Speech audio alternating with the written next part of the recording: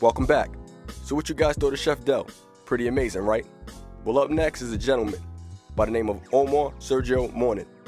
To the world, many of you know him, his brand, Sergio Wonder, a Florida native that moved to New York several years back to pursue his dream. In the process of pursuing his dream, he worked with several powerhouse brands, such as Michael Kors, Diesel, Puma, J. Crew, and currently Tommy Hilfiger. Get to know the man that's striving to take his urban minimalist brand to the next level. It's a segment you don't want to miss. You're watching Rhe.tor.ic. So being a Florida native, I assume that the origin of the birthplace kind of sparked the curiosity, the interest, the love to become a fashion designer. For sure. But, something tells me that the hunger, it wasn't as fulfilling, and it seems as if you wanted more. Going to school in Florida, American Intercontinental University, and leaving the Florida campus to study abroad at the London campus, I'm sure it did a lot for you. What was London like, and how did it change your whole perspective on fashion? London was pretty amazing, mainly because it was definitely a culture shock. I think one of the most important things that I learned there was just the liberation in each period. So you very much get a sense of what the actual city was from the very beginning. And of course, the teachers had a whole different approach to how they taught. And then I met one of the most important teachers I ever had, really, which was Michael Azu, who has his own brand as well, which not many of my teachers in Florida had. They had, teaching fashion. He was the only one who had his own brand, and he was teaching for the sake of teaching. No, it definitely seems like London played a major part in your life and kind of making that step towards becoming the man that you are now. Let me ask you, do you feel as if an inspiring designer can stay within a small city or a state or country for that matter and flourish? Or do you feel like they have to come to a larger city with more influence? I definitely think it helps to come to a larger city, because if you're in a smaller city or a smaller town, you kind of have an idea of what fashion is, and whatever that idea is, whether you're looking at it through fashion publications like, of course, Vogue, Cosmopolitan, whatever that might be, or GQ, you have to be in the actual monster for you to actually understand how it works, who the people are. It's just helpful. You're not really going to get much of a successful result, I don't think, if you're not where it is, whether it be New York, whether it be London, Milan, Paris, wherever it may be. And I think that's mainly why I wanted to get away. I think when I decided to go to London, I had already been to New York for a while, mainly because I got this opportunity with Teen People magazine. I won this competition with DNL at the time. And they flew me out there, so I kind of already had an experience with New York, so I wasn't ready to come back just yet. You making the decision to leave, it seems like it was, truly beneficial. And now, going to London, now living in New York, you was able to really work for a lot of different companies, a lot of powerhouse brands. One of my favorites had to have been J. Crew. Seeing Jenna Lyons, who was the creative director at the time, and of course she has this whole ambiance of her own, and she would come in with sequin pants and these giant glasses. You couldn't really help but to just watch how she did things. She's just amazing. And of course, working with Tommy Hilfiger, of course, that's a whole other situation on his own, because he's an American icon within himself, and just having all the people who he's worked with, Snoop Dogg, Usher, Aaliyah, Q-Tip, he's helped shape where American fashion is today, with the sense of just how he played a role in hip hop as well. Yeah, it's impressive, for you to be the age that you're at, and being in New York for 11 years, and to have this experience and just able to just grasp onto this knowledge. What was some of the do's and don'ts you would say that allowed you to better your craft and help you build your brand to to a more larger plateau? One of the don'ts when I actually learned is if you see something that's already on the market, don't do it. It'll always be burned in my brain because you're basically kind of doing things that are already available, so why kind of like contribute to something that's already there?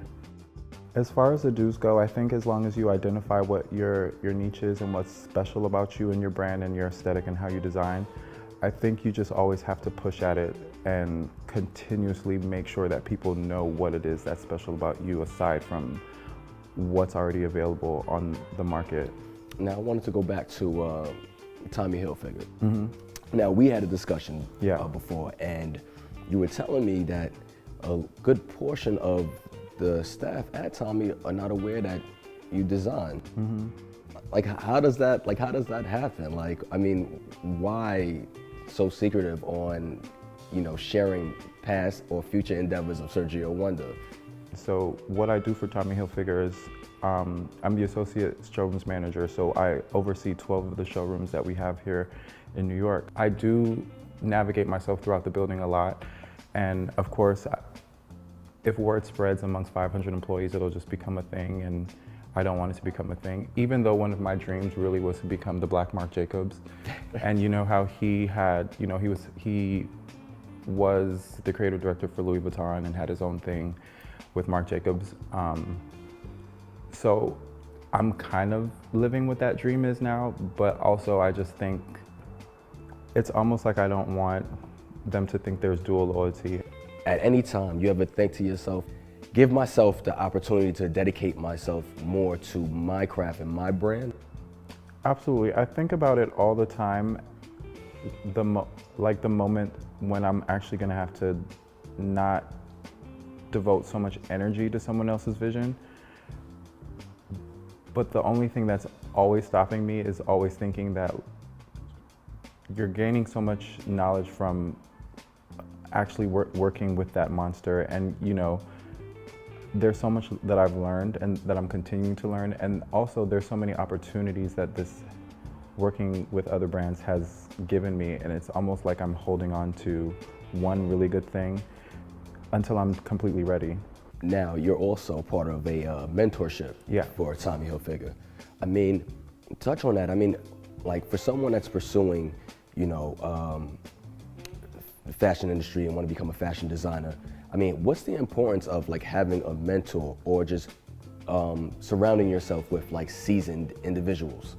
It's very important to me that you have a mentorship, that I have a mentor, because you always want someone who's already been working in that field. They know the mistakes that you're not supposed to make. They can kind of guide you without you having to make those mistakes, especially if money is involved.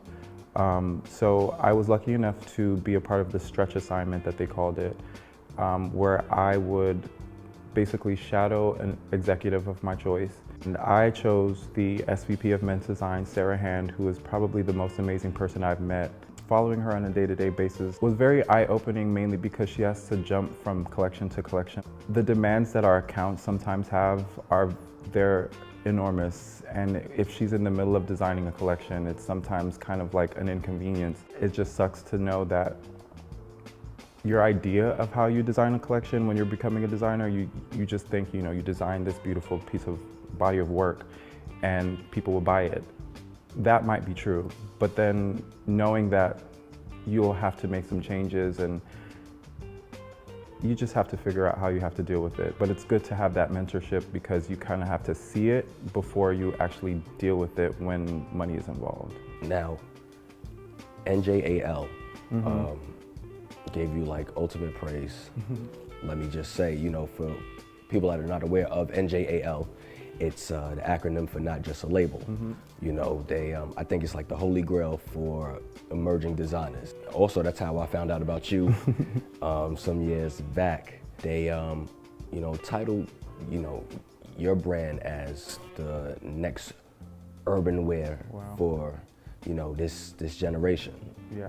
What are some of just the inspiration that allowed you to build on Sergio Wonder, the brand? I'm heavily influenced by futurism. We've always had like the oversized, sweatshirts. We've always had the oversized jeans. Having to think like what that looks like 5 years from now. So the inspirations are always going to be where we are going forward. Like I always like to push forward, always. Now, what's cool because, within your design, you gradually just see the improvement as far as like the technical aspect of like your design just grow, from my knowledge, first collection that I saw was in 2017. And it was, you stood on the lines of being a minimalist, of course, but it was a simple concept, utility, just wearable, individual pieces that can stand out on its own. And then it was in spring of 2018 where it seems as if you got a lot of attention because of the denim-inspired collection, which had a cool story to it. It was like very informative. That collection was very, very much kind of like, it was pivotal for me mainly because I did all this research on denim in general. And it was interesting to just find out that denim at some point was banned in some places in America. You couldn't really wear it to like the theater, you couldn't wear it out to dinner, you couldn't wear it to school. It was very interesting to just see that how the progression of denim kind of came about. So now your newer collection, I see that you adopted this flower logo. Mm-hmm. And I've seen a few people, with the flower, logo. One in particular was a new artist from North Carolina, I believe his name is Samo. And of course there was other people as well. But what was the inspiration behind the logo? Honestly, the inspiration behind that started with Devin Tracy because he is an artist who has a very healthy obsession with anything floral. So because I love his music also, I kind of just designed this sweatshirt and a couple other tuxedo pants for him. It was just amazing for me to just see someone's music that I admired in one of my pieces, and then a couple years later to now see Samo, who I actually discovered through SoundCloud, just having to have him appreciate my clothing for his performance here in New York City. Now, you have this new collection, Wild Wonder. Mm-hmm. And out of the collections, it's my favorite. Wild Wonder was also personal to me mainly because it was a story centered around a guy who can't really be tamed. And the story really just tells more about him moving about in his city and figuring out where he belongs. But no matter where he goes, he's always just noticed as being just someone that you have to look at.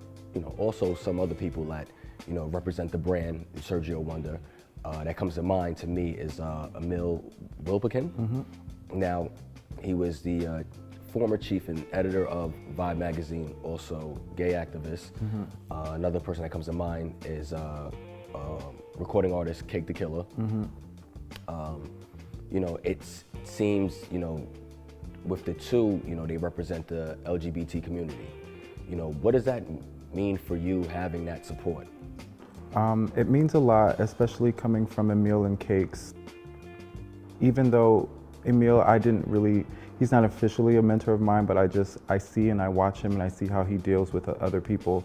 And it's inspiring to me that it's always out of love. It's always out of, him just making sure that within the LGBT community, we're always lifting each other up positively and making sure that we're always going in the right direction as far as, our story and owning our narrative. Now, what has your experience been like being part of LGBT community? My experience hasn't always been so good, but I don't think it's always been terrible. Moving from Miami to New York City, I thought it would have been much greater than it was, but also I just think it was having to find which tribe I belong to and how I could actually achieve why I came to New York City.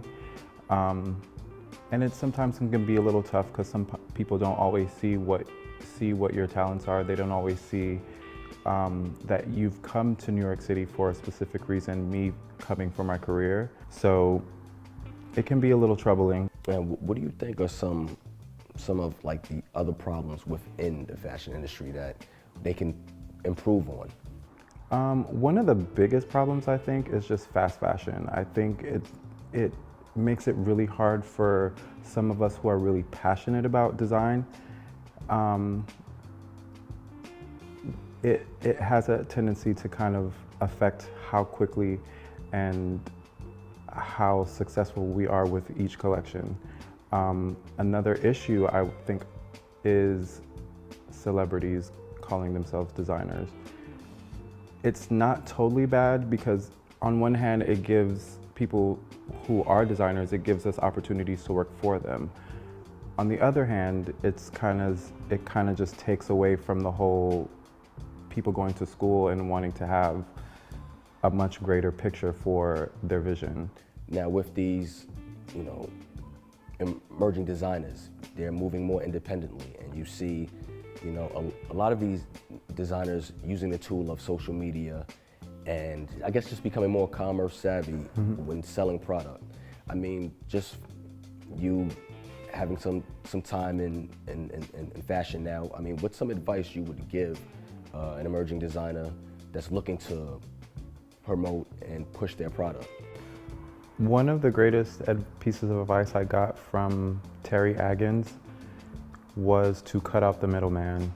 And she mainly kind of pushed me to kind of like, not show, not present, don't waste your money on like a big presentation because the world is kind of moving in a digital way. So it makes more sense for you to kind of shoot your lookbook digitally and kind of like cut out any middleman that you would have to spend money on.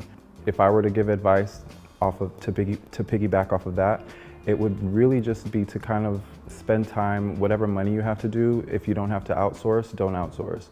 Whatever you can do in-house, you can do in-house because you really don't want to waste any of your resources on things that you can do yourself. Now, I think the big misconception of, fashion designers, and, you tell me if I'm wrong, but, people feel like, fashion designers make this substantial amount of money, but a lot of it goes back into the business. Let me touch on it.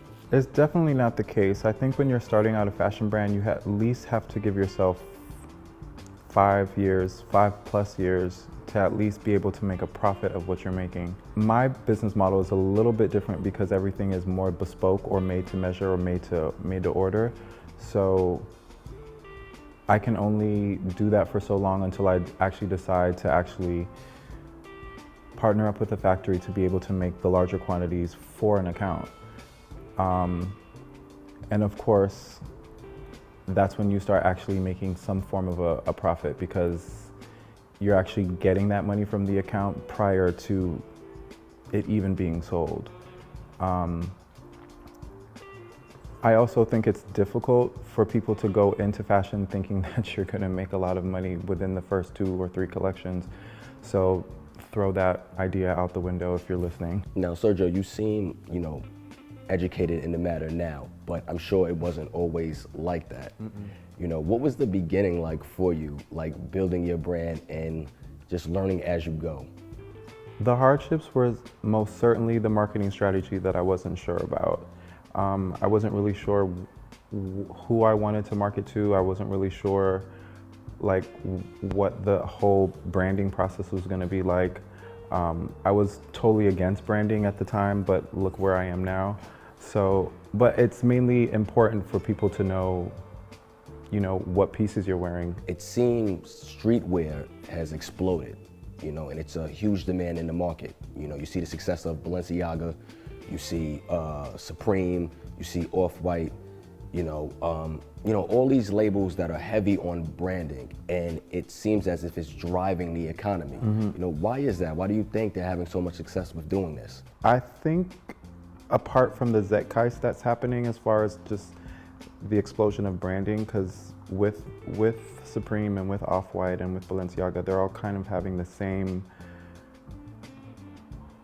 strategy as far as like how they brand all of their pieces, which there's no problem there, but I think also the whole styling factor of how stylists promote and how, you know, you have the influencers who are a part of the social media craze, you know, that all plays a part in how people are successful with their branding and successful with their clothing.